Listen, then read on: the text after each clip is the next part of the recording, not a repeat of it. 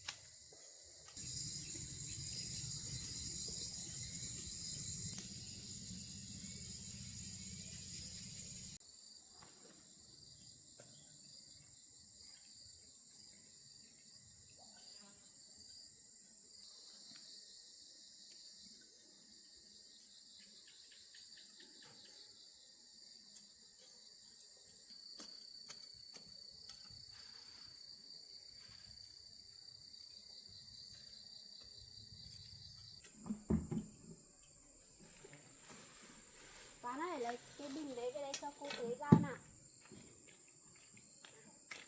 Con ra đây. Không chấm lên luống rau đâu nhá.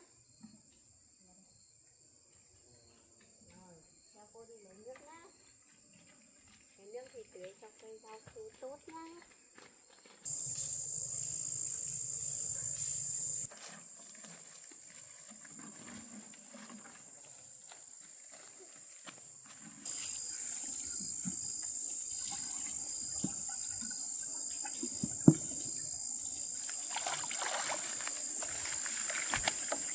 Tưới rau nhá.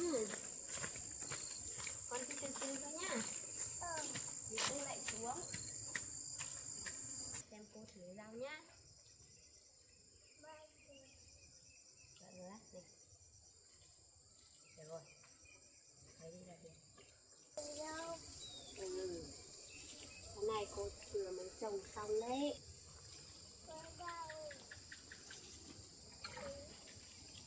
Rồi, cô lại đi xách nước nhá. Con ở đây đợi cô nhá.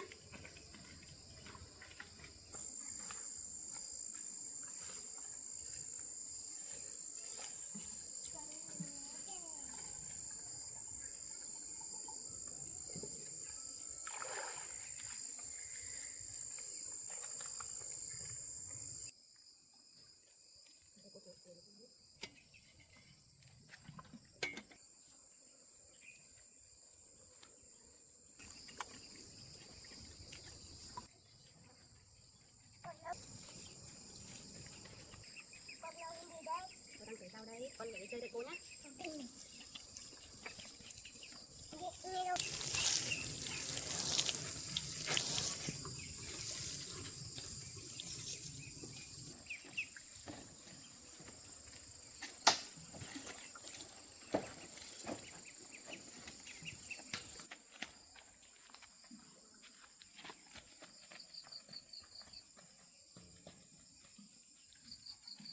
Con ơi, con tưới xong rồi này. Đi theo cô để đào du câu cá nhá. Đi, đi bắt con đi.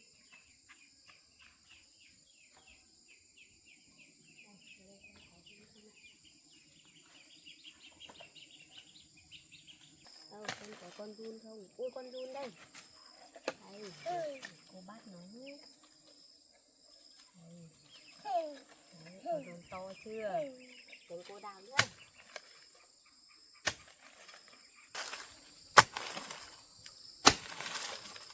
Ui, con giun to này. Ui, con giun to đấy. Đấy, để đây nhá. Đây, đây, đây. Này. Được rồi, này, được rồi. Rồi, đi câu đi. Ừ, được rồi. À, đây có một con này. Rồi, con nhìn thấy rồi chứ. Được. Đi, mình đi câu cá đi. Đi. Câu xem có được con cá nào không để mình ăn với tối nhá.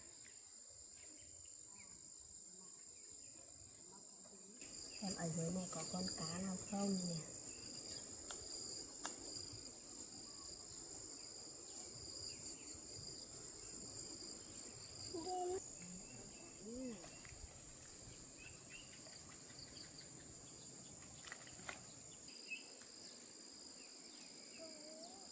Con trống á.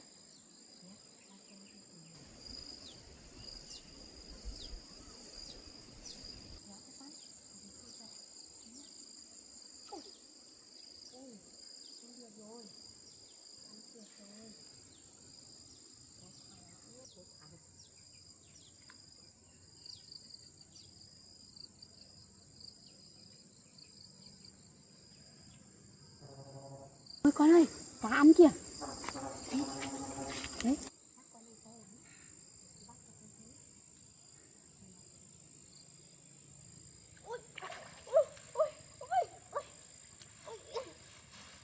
Ôi, con này to. Ui, con đây. Ui, tránh nhá, con tránh nhá. Ôi, con này khỏe quá. Này. Ui, cá to này. Ao này có cá to đấy nhỉ.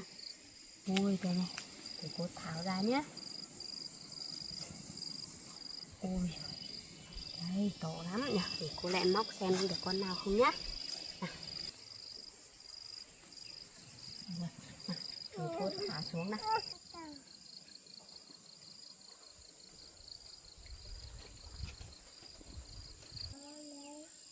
Con ở đây trông con cá nhá, cô về nhà lấy chậu.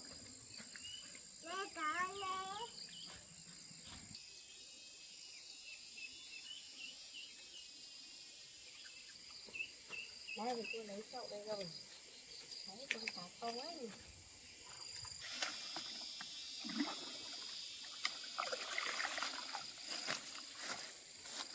Cho con cá vào đây nhá. Cá to quá. Con cá ngắn nhá. Nó khỏe quá nhỉ. Con nuôi ra đi thì nó bắn nước ướt đấy. Ui con ơi, cá này ăn kìa con. Ui. Con này về đây xem này. Sao? Kìa, ui con cá lại kéo rồi kìa. Con này chắc to lắm ấy. Kìa. Con này to. Thấy được một con to này. Ui, thích quá nhỉ. Này. Ui, con này khỏe không? Này để cô tháo ra nhá. Ồ, được 2 con to đủ ăn rồi nhỉ. Ôi, con này cũng to này. Cho vào chậu này. Ôi, được 2 con to này nhỉ. Tối nay cô nấu cho con ăn nhá. Đấy, mình có thịt. Ui, 2 con này to quá nhỉ. 2 con này đủ ăn rồi, mình đi về thôi nhỉ. Trời tối rồi. Mình đi về thôi. Ngày mai mình lại ra vụ câu tiếp nhá. Đây là con tránh ra này, con đứng.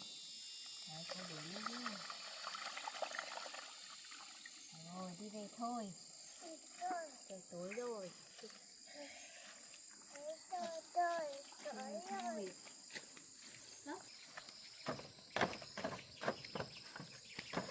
Thôi, trời tối rồi, cô đi nấu cơmให้con đây chơi đợi cô nhé.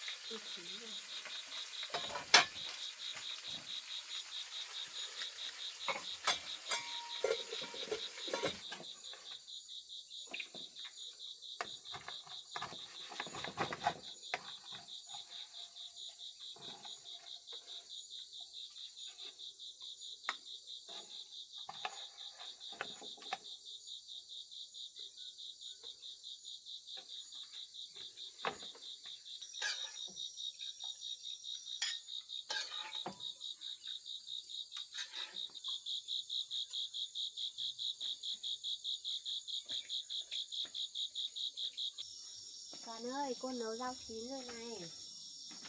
Về ăn cơm đi con ơi. Để con đi lấy bát nhé.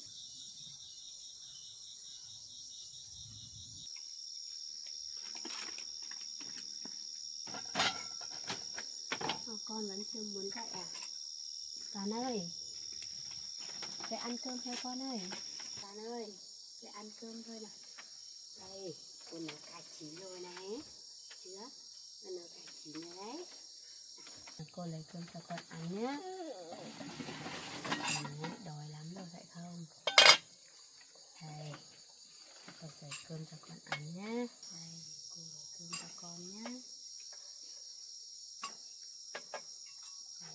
thịt cá cho con nha. Đây cô lấy cá cho con nhá. Này con lấy cô đi câu đấy nha. Cá to to ấy. Nào con ăn một miếng xong là mình đúng rồi, giỏi quá. Mai mình lại đi bắt cá nhá. Con lấy canh nha. Đấy cô cho cả canh vào mới ngon nhé.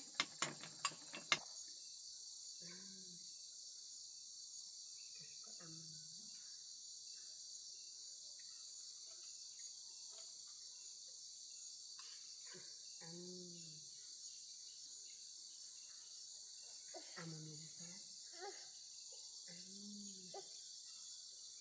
Đúng rồi, giỏi quá. Ngon không? Ăn quả biếng. Ăn quả biếng. Ăn quả biếng hay ăn rau?